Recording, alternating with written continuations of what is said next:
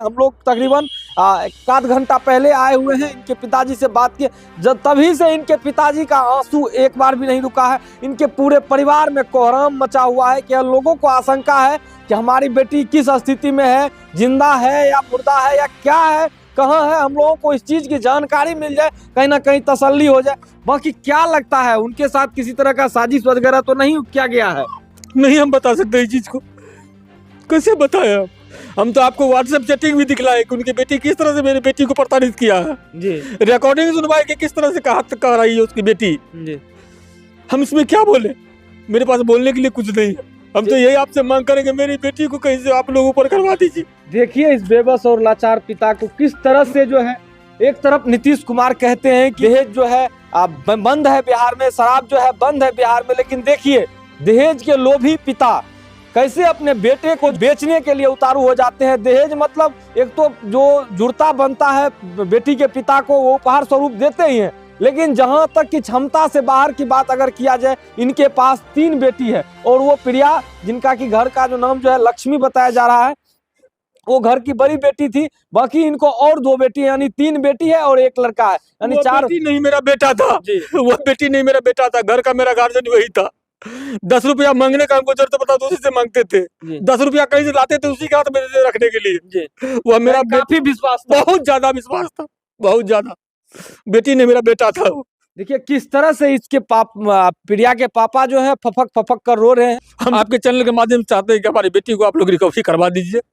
रिश्ता हो या नहीं हो, पैसा मेरा मिले या नहीं मिले, मेरा बेटी वापस होना चाहिए।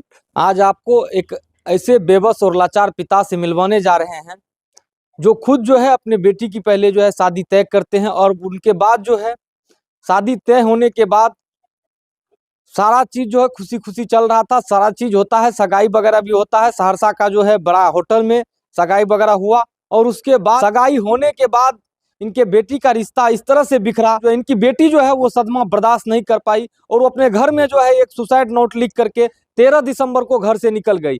बाकी जो है यह बेबस और लाचार पिता है।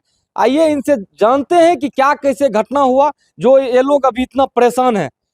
कैसे कैसे सर घटना हुआ था, क्या कुछ हुआ था? देखिए मेरा बेटी का रिश्ता तय हुआ महावीर चौक वार्ड नंबर 38 चंदन गुप्ता के लड़का शिवम गुप्ता से जी। उसमें दोनों तरफ से हम लोग भी पहले लड़का देखे, हम लोग भी जचा, फिर वो लोग वो लड़की देखा, उसके बाद मेरे घर पर आके देखा। घर पर आके देखने के बाद चंदन गुप्ता उनका छोटा पुत्र आया था जी। उसमें धनिकलाल मुखिया जी जो महासचिव है राजद के, वो भी उनके साथ थे जी। देखने के बाद वो लोग कहा कि ठीक है हम लोग को पसंद है, अब मेरा परिवार और बेटी दामाद देखेगा। एक होटल में सहरसा में बुलाया जाए, तो रॉयल होटल रिफ्यूजी कॉलोनी में है, वहाँ व्यवस्था किया गया। वहाँ हम लोग अपने बेटी को परिवार के साथ गए, वहाँ दिखवाया गया। देखने के बाद उनको लड़की पसंद आई, फिर आगे बात हुई। आगे बात होने के बाद कहा गया कि भाई आज तक कोई लड़का वाला अपने घर से पैसा खर्चा नहीं कर सकता है, तो आप क्या कीजिएगा? तो हमने बोला कि जो लड़का को उपहार स्वरूप दिया जाएगा, कहा जाएगा, वो हम जहाँ से हो पाएगा, जहाँ तक हमको हो पाएगा बन पाएगा हम करेंगे। अगर कितना का डिमांड किया? फिर वो पहले 15 लाख का डिमांड किया। हम लोग बोले कि हम 10 लाख उपहार स्वरूप देंगे। वो बोला नहीं 15 से कम में नहीं होगा। फिर हम अपने आप में कुछ निर्णय लिए कि चलो भाई बड़ा बेटी है, बेटा समान है, अब पहला जगह में कूद रहे हैं, कुछ नहीं है। हम तो एक मामूली सा एक डीलर है, हमारी उतनी आमदनी नहीं, मेरा आमदनी मात्र 5 से 6 हजार टका पर महीना है, लेकिन पिताजी का कुछ खरीदा हुआ जमीन उमीन है, सोचे कि 1-2 कट्ठा बेच देंगे, अब बेच करके ब्याह कर लेंगे बेटी का, बड़ी बेटी है, वो खुद राजी खुशी रहे, सुख से रहे, बाद में हमको उसका दुख झेलना न पड़े। कहीं ना कहीं बड़ी बेटी था, तो इसी वजह से आप पूरे अरमान के साथ सोचे जो पिताजी का कमाया हुआ जायदाद है उनको भी बेच करके उनका खुशी खुशी आप जो है विवाह करेंगे। बिल्कुल बिल्कुल, ये अरमान लेकर के हम बड़े घर में अपने बेटी का शादी करेंगे, जो कभी हमको उसका दुख झेलना न पड़े, इसलिए कि वो बोला 15 से कम में नहीं होगा। हमने मान लिया, बात फाइनल हुई। बात फाइनल होने के बाद 17 जुलाई को लगभग, हाँ 17 जुलाई है, 10 लाख रुपया उसको दिए। उन्होंने पैसा पाने के बाद 21 जुलाई को रिंग सेरेमनी का दिन तय किया। 21 जुलाई को देव रिसोर्ट में रिंग सेरेमनी हुआ सहरसा में। जी, सहरसा में। और सहरसा के बड़े बड़े हस्ती उस रिंग सेरेमनी में शामिल थे। जैसा कि आप एल्बम में भी दिखा रहे थे कि सहरसा के तमाम जो है गणमान्य जो लोग, चिने गुने लोग हैं, तमाम लोग उसमें बिल्कुल शिरकत किए थे। हम कभी वीडियो भी आपको दे सकते हैं, जो अभी वीडियो मेरे पास नहीं आया है वो अभी है। रिंग सेरेमनी होने के बाद एक रोज के बाद यानी 22 के बाद 23 तारीख से मेरी बेटी को प्रताड़ित करना, उसकी बेटी सब, लड़का का बहन सब प्रताड़ित करना शुरू कर दिया कि नहीं ऐसे नहीं होता, वैसे नहीं होता, 15 लाख का एक गाड़ी देना होगा। उन्होंने कहा कि मेरे पापा का इतना हैसियत नहीं, हम 3 महीने हैं जी, मेरा पापा का इतना औकात नहीं है कि आपको 15 लाख का फिर गाड़ी देगा।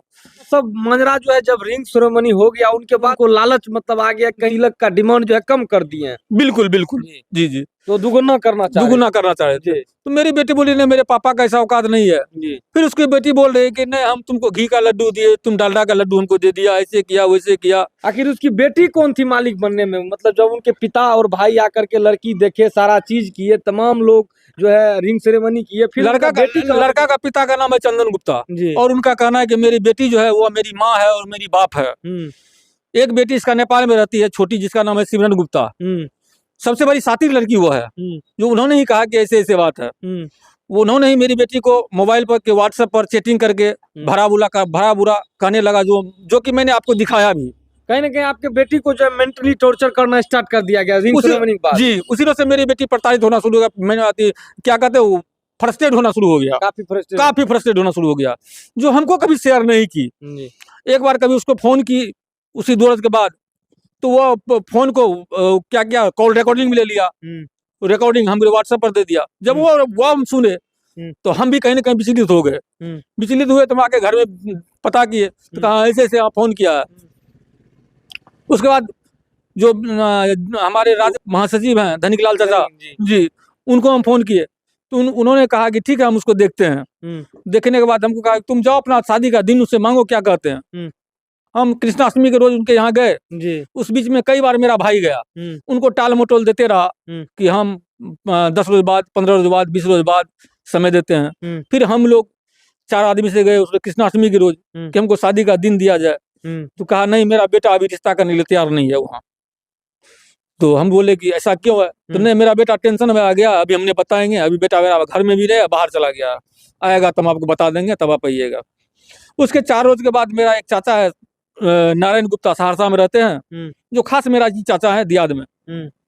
उनके यहाँ गए संदेशा लेकर के, चूंकि नया कुटुंब था तो गए वहाँ। तो कहे कि ऐसे ऐसे समझी जी अभी को शादी का दिन दिया जाए। तो कहा नहीं हम वहाँ रिश्ता नहीं करेंगे। उनको अपने आप में भी सदमा हो गया, तो क्यों नहीं करेंगे? तो नहीं मेरा मर्जी है, हमको कहिए उनको 4 चक्का देने के लिए 15 लाख का, तब हम करेंगे। तो ये तो बात नहीं था पहले, तो नहीं देना होगा। तो कहा नहीं तो संभव नहीं है। तो कल का अपना मिठाई उठाइए चलते रहिए यहाँ से।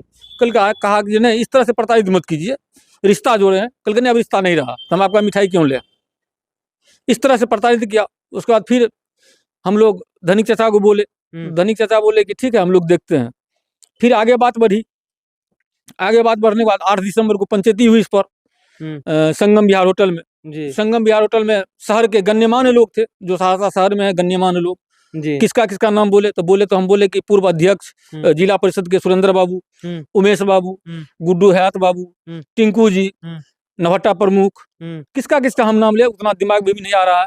तमाम लोग को लेकर के यह मामला जो है सत्तर पंचायत के मुखिया नारायण बाबू, ये सब था। नूनू यादव जो पप्पू यादव जी के जो सांसद महोदय हैं उनके तरफ से थे। ये सब तमाम लोग को लेकर के हम लोग पंचायत में गए। पंचायत में उन्होंने कहा कि हमको 5 जनवरी तक का समय दिया जाए। तो समाज लोग जो बोलेंगे हम तो मानना पड़ेगा। समाज बोले ठीक है 5 जनवरी तक का समय दिया जा रहा है। 5 जनवरी तक का समय दिया गया। इस बीच में 11 दिसंबर को कहीं ना कहीं से मैसेज आया कि नहीं हम वहाँ रिश्ता नहीं कर पाएंगे, हम रिश्ता तोड़ते हैं, उनका जो खर्चा हो हम उसका आधा पैसा देंगे। जो बात है हम कहीं झूठ नहीं बोल रहे हैं। तो बोले वही समाज के लोग बोले तो अच्छा बात नहीं है, ये तो गलत बात है। तो जो भी हो उसके लिए हमको कोई दिक्कत नहीं है। उसके बाद कहीं ना कहीं हमको भी जानकारी मिला तो परिवार में हम लोग शेयर करेंगे। परिवार में शेयर करने के बाद कहीं ना कहीं बच्ची को पता चल गया। बच्ची उससे पहले से फ्रस्ट्रेट थी ही और ज्यादा फ्रस्ट्रेट हो गई। आपकी बेटी को बड़ी वाली जिसका रिश्ता लगा था जी, बहुत ज्यादा फ्रस्ट्रेट हो गई। नाम क्या? प्रिया राज था, घर का नाम लक्ष्मी है जी। वह दादा की बहुत दुलारी पोती थी, दादा ही उसका नाम रखी थी लक्ष्मी।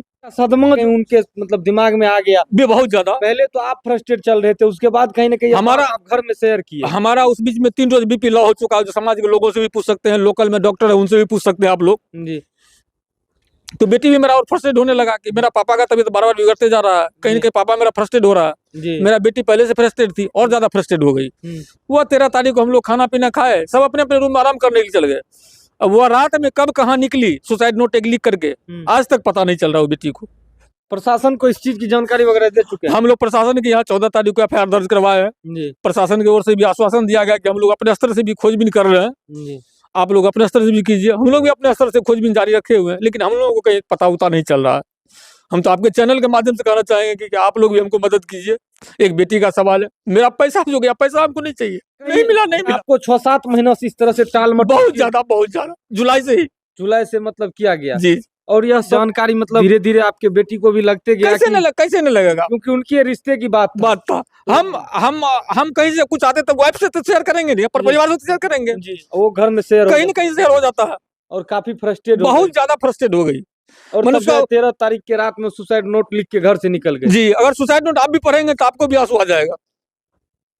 आप देख सकते हैं, यही वो बेबस और लाचार पिता है जो अपने पूरे जीवन की कमाई और जो है अपने पिता के कमाए हुए जायदाद को बेच करके अपने बेटी का रिश्ता जो है सहरसा के एक नामचीन कारोबारी से, जिनका कि हार्डवेयर का दुकान है महावीर चौक पर, उनसे उनके बेटे से जो है उनका रिश्ता तय करते हैं। और यह बात जुलाई से लेकर के यह दिसंबर तक आ चुका है, दिसंबर का माह चल रहा है।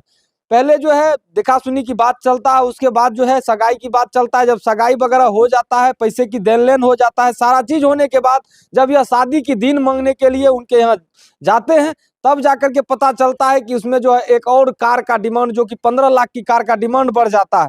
और इनका जो है उस तरह का क्षमता नहीं रहने की वजह से या कहीं ना कहीं देने से मना कर देते हैं। उसके बाद जो है जो लोभी थे, दहेज के लोभी जो व्यक्ति थे, वो अपने बेटी को मालिक बना देते हैं और इनके परिवार के लोगों को कहीं ना कहीं मेंटली टॉर्चर करवाने लगते हैं। और धीरे धीरे जो है यह रिश्ता जो है बिगड़ जाता है और बात यहाँ तक आ जाता है कि यह रिश्ता जो है नहीं करने की बात तक पहुंच जाता है। बाकी उसमें पंचायत भी हुआ। ये कह रहे हैं कि 5 जनवरी तक का समय मांगा गया, 5 जनवरी तक का जो है समय लिया गया था। लेकिन यह दिसंबर के माह में ही जानकारी आया कि वो इनके ही पड़ोस के एक चाचा है जो कि सहरसा में रहते हैं, वो उनके यहाँ गए हुए थे कि हम जाएंगे तो यह रिश्ता बन सकता है। लेकिन वहां जाने के बाद जो साफ शब्दों में कह दिए कि यह रिश्ता हम लोग नहीं करेंगे। कहीं भी रिश्ता वगैरह तय होता तो लोग जो है कुछ ना कुछ संदेशा लेके जाते हैं। के पिता जो थे वो बोले अब रिश्ता नहीं करेंगे तो अपना संदेशा जो मिठाई लेकर के आए हैं वो भी उठाइए और यहाँ से निकल जाइए। इन्हीं सब बात की जानकारी जो है यह नीरज बाबू जो लड़की जो प्रिया के पिता है, इनको पता चलता है, बीमार हो जाते हैं। और जब इसी चीज की जानकारी अब इनके बेटी को लगता है कि हमारे पिताजी को हमारे वजह से काफी मेंटली टॉर्चर हो रहा है, हमारे पिताजी बीमार हो गए हैं, इन्हीं सब चीजों को देख करके वह घर से जो है 13 दिसंबर की रात जो है निकल जाती है और एक सुसाइड नोट लिख करके अपने घर में छोड़ जाती है। तब से लेकर अभी तक इनके परिवार के लोगों का हाल जो है काफी बुरा चल रहा है। लोग कुछ और ही समझ रहे होंगे, लेकिन जो है इस चीज का भी हम लोग खंडन करेंगे।